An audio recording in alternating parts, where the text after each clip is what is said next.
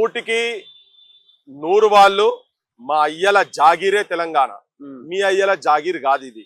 Okay, మాది Nizam state, Hyderabad state కింద ఉండే, నిజాం పాలనలో ఉండే.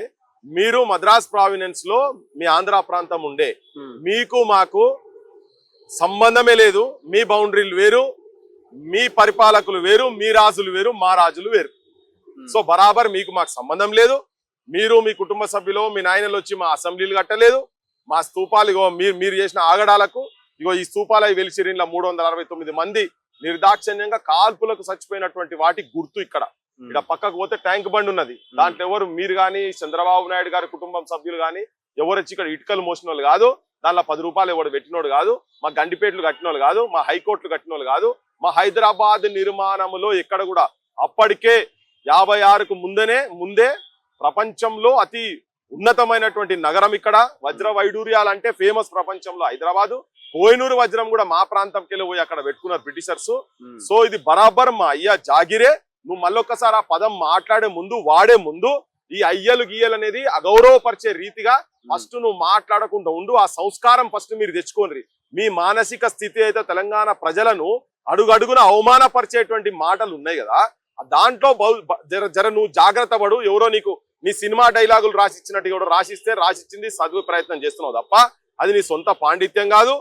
ఎందుకంటే ఇక్కడ నువ్వు చాలా మంది చదువుకున్న వాళ్ళ ముంగట, చదువుకున్న అనుభవాల ముంగట, ఇంట్లో కూడా చాలా మంది ఇంజనీర్లు, డాక్టర్లు చచ్చిపోయినటువంటి వాళ్ళ గుర్తుకు మేము ఈ స్తూపం పెట్టినాం. ఆడ నిలబడి నేను మాట్లాడుతున్నా.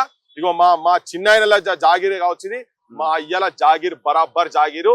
నువ్వు 10 సార్లు ఇప్పటికి చెప్తున్నావు. నువ్వు నేను ఈడబుట్టినా, ఆడబుట్టినా, ఇంకో దగ్గర పుట్టినా, ఒకసారి బాపట్ల అంటావు, ఒకసారి తిరుపతిలో అంటావు, మళ్ళీ నేను ఏడబుట్టినా తెలియదు అంటావు. రేపు పొద్దుగాల ఇప్పుడు మేము నిన్న భూమి కాడికి వచ్చినాం కదా, మేము జనవాడలో పుట్టినా అని కూడా అనొచ్చు నువ్వు. ఎందుకంటే మరి నీకు ఆ భూమి డైరెక్ట్ అయితే వచ్చే పరిస్థితి లేదు కనుక నువ్వు ఆడబుట్టినా అని కూడా అనొచ్చు. సో అందుకనే మీరు ఫస్ట్ ఏడబుట్టినరో, మీ జాగేందో, మీ జాగీరేందో, మీ జాగీర్లే లేం గనక ఇది బరాబర్ మా అయ్యల జాగీరే.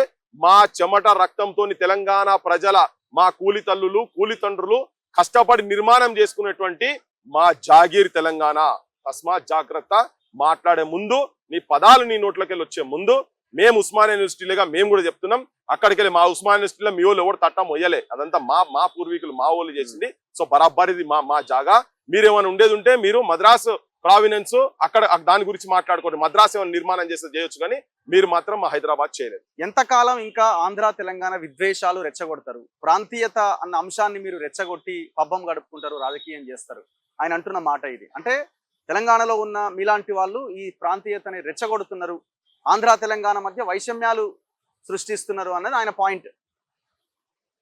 ఇది రెచ్చగొడుతున్నది అనేది ఇప్పుడు ఆ మాటల్నే ఆయన ఉల్టా రెచ్చగొడుతున్నాడు. ఇక్కడ తెలంగాణ రాష్ట్రం ఏర్పడ్డ తర్వాత 11 రోజులు నేను తిండి తినలేదు, ఉపవాసం ఉన్నా అంటేనే అంత అక్కసున్నది ఆయనకు. తెలంగాణ రాష్ట్రం అట్లెట్లా చేస్తారు అని ఇప్పుడు ఇంటర్వ్యూలో మాట్లాడుకుంటూ ఆయన మాట్లాడతాడు. ఇంకొక మాట ఏమంటే శని అని మాట్లాడిండు, అది కూడా చెప్తా నేను. సో 11 రోజులు ఉపవాసం ఉన్నా అని చెప్పని అక్కస్ చెప్పి ఇంతకుముందు ఎవరో పాత్రికేయుడు మాట్లాడుకుంటూ ఒక ప్రశ్న వేసిండు. మీరు అప్పుడు ఇట్లా అన్నారు కదా అంటే, అవును కరెక్టే నేను అన్నా, ఇప్పుడు కూడా నేను దాని మీద నిలబడుతున్నా, నిజమే కరెక్టే. అసలు మీరు చెప్పండి అది కరెక్ట్ పద్ధతిలో జరిగిందా లేదా అని నేను అడుగుతున్నా. అన్నాడు ఆ మాట అన్నాడు. నేను ఇప్పుడు నువ్వు అడిగినాక నాకు అది గుర్తుకొచ్చింది. అయితే నేను అడుగుతున్నా కూడా విభజన కరెక్ట్ గా జరగలేదనే అదే లైన్ లో ఉన్నాడు. అదే అంటున్నది తెలంగాణ ప్రజలు, ఆంధ్రప్రదేశ్ ప్రజలు కూడా గమనించాలి. అదే మాట చెప్పిండు. ఇప్పుడు నేను ఆయనకి చెప్తున్నా, ఏమయ్యా పవన్ కళ్యాణ్ ఇదేమన్నా అమెరికన్ సెనెట్ లో తీర్మానం చేసి వచ్చిందా, లేకపోతే యూకేలా జరిగిందా, లేకపోతే యుఎన్ఓలో జరిగిందా తెలంగాణ రాష్ట్ర విభజన, లేకపోతే పాకిస్తాన్ చట్టాల ప్రకారంగా జరిగిందా? నువ్వు పొద్దున్న లేసే దండం పెట్టి నేను అంబేద్కర్ గొప్పోడనుకుని చెప్తున్నావు కదా. ఆ అంబేద్కర్ ఆర్టికల్ 3 ప్రకారంగా ఒక కమిటీ వేసింది, కమిషన్ వేసి శ్రీకృష్ణ కమిషన్ కమిటీ కూడా వేసి భారతదేశం భారతదేశము చట్టము ఒకటి అని మాట్లాడు. ఇవన్నీ డ్రామాలు వీళ్ళవి. ఇవన్నీ ఇక్కడ కూడా వర్తిస్తుంది కదా, బరాబర్ వర్తిస్తుంది. మరి భారతదేశ చట్టాల ప్రకారంగా రాజ్యాంగానికి వ్యతిరేకం జరగలే. ఎందుకంటే ఆఫ్ఘనిస్తాన్ లో ఏమన్నా ఉసామా బిన్ లాడెన్ క్యాంపులలో ఏమన్నా తీర్మానాలు చేసి వచ్చినాయి, ఇవన్నీ అట్లేమన్నా వచ్చినాయి? అవి కాదు కదా. డైరెక్ట్ పార్లమెంట్ లో ఆర్టికల్ 3 ప్రకారంగా అంబేద్కర్ రాసినటువంటి రాజ్యాంగం ప్రకారంగా ఇది చట్టంలో మెజారిటీ సభ్యుల తీర్మానంతో జరిగినటువంటి పని. దాన్ని వ్యతిరేకించుకుంటా మీ ప్రాంతం వాళ్ళు పెప్పర్ స్ప్రేలు కూడా పార్లమెంట్లలో పెట్టి భయభ్రాంతులను చేసి గుండాయిజం ప్రదర్శిస్తే కూడా మీ ప్రాంతం సంబంధించిన నాయకులు ఎంపీలు ఒక రోడ్ సైడ్ రోమియోల లెక్క బాధ్యత లేని వాళ్ళ లెక్క పార్లమెంట్ లో ఇటువంటి పద్ధతులు చేస్తే అప్పుడు అందరు మహిళలే 4 మహిళలు కలిసి చేసినటువంటి పనిలో అది రాజ్యాంగబద్ధంగా పార్లమెంట్ లో తీర్మానం చేసి విభజన జరిగింది. సో విభజన తీరుకంటే తను కమిటీ చేసిండ్రు, అసెస్మెంట్ చేసిండ్రు, అన్ని చేసిండ్రు. దానికి ఏం చేశారు, 10 సంవత్సరాలు మీకు అక్కడ క్యాపిటల్ సిటీ లేదు కాబట్టి హైదరాబాద్ లో మీరు క్యాపిటల్ సిటీ పెట్టు, అప్పటిదాకా మీరు హైదరాబాద్కి వెళ్ళి కూడా నడపొచ్చు అని చెప్పిండ్రు. సో ఇవన్నీ చట్ట ప్రకారంగా రాజ్యాంగ ప్రకారంగా న్యాయబద్ధంగా జరిగినటువంటి ప్రక్రియ. దాని మీద ఇంకా అక్కసు చెప్పుకుంటూ ఇప్పటికది పద్ధతి ప్రకారంగా జరిగిందా లేదా అంటే నేను చెప్తున్నా, ఇదేం ఆటవిక రాజ్యం లెక్క జరగలేదు కదా. ప్రతి దాన్ని నీ డివిజన్ కు కూడా నీకెంత వాటా కావాలి, మాకెంత వాటా, తెలంగాణలోకి ఎంత వాటా కావాలి, ఇదంతా విభజన కూడా ప్రాపర్ గా జరిగింది. మీరు ఆఖరికి మేము పోలవరం కట్టుకుంటామంటే 7 మండలాలు 7 మండలాలు ఇక్కడికి సంబంధించినటువంటి వాటిని ఇక్కడోళ్ళను ముంచి, ఇక్కడ గిరిజనులను ముంచి, ఇక్కడ ఆదివాసులను ముంచి మీకు తీసుకుపోయి అక్కడ పోలవరం కట్టుకుంటానికి ఇచ్చింది కదా. ఇది అదే మాకు సంబంధించినటువంటిది. మా ఇక్కడ రామాలయం భద్రాద్రి రాముడు కూడా మునుగుతాడు, బ్యాక్ వాటర్స్కి వెళ్ళి అన్నా గానీ తీసుకుపోయి అలా కలిపారు కదా. ఇది ఇంకా దాంతో మాకు నష్టం జరిగింది. అందుకే ఉద్యోగాల కాడికి వెళ్ళి మొదలు పెడితే ప్రతిదీ ఒక ప్రక్రియ ప్రకారంగా పద్ధతి ప్రకారంగా జరిగింది. కానీ వీళ్ళకి అది ఇష్టం లేక వాళ్ళు ఇప్పుడు కూడా విషం జిమ్ముతున్నారు. ఇంకొక మాట తాను ఏమన్నాడు, దిష్టి అనే పదం వాడిండు కదా. ఏ సందర్భంలో వాడినో ఏందో అది మేము ఇప్పుడు చెప్పాల్సిన అవసరం లేదు. ఏ సందర్భంలో వాడినా గానీ నువ్వు సపోజ్ ఎవరైనా తిట్టినావు అనుకో, ఏ సందర్భమైనా ఒక భూత పదం నీకు రావద్దు. ఇప్పుడు నువ్వు దిష్టి బొమ్మ అన్నావు కదా, దిష్టి బొమ్మ అనక నీతో మాకేం అవసరం? నువ్వు ఇక్కడికి వచ్చి మీటింగ్లు పెట్టాల్సిన అవసరం కూడా కంటి చూపుతోని కొబ్బరి చెట్లు ఎండిపోతున్నాయి, దిష్టి తలిగి అంటే ఆయన లోపట ఎంత విషం ఉన్నది. తెలంగాణ ప్రజలు అంటే దిష్టి బొమ్మలు లెక్క, తెలంగాణ ప్రజల కళ్ళు విషం లెక్క అనే మాట పదజాలం ఉన్నది చూసినావా, అది చాలా ఆబ్జెక్షనబుల్. ఆయన చాలా ఏదో విద్వాంసుడు మాట్లాడిన లెక్కలు ఆయన పోజులు కొట్టుకుంటూ మాట్లాడింది. కానీ మీ మాటలలో రాసి పెట్టుకొని వచ్చి డైలాగులు చదివినట్టు కాదు పవన్ కళ్యాణ్ గారు. మీరు మళ్ళొక్కసారి మీరు ఆలోచించుకోండి.